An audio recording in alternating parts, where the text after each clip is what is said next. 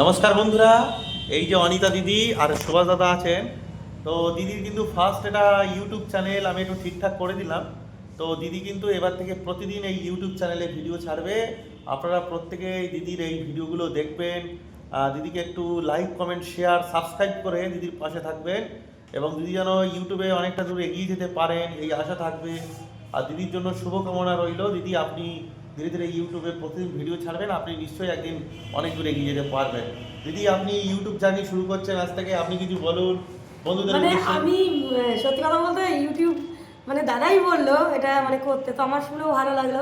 তো ঠিক আছে, আজকে থেকে স্টার্ট করলাম। তো সবাই আমার পাশে থেকো বন্ধুরা।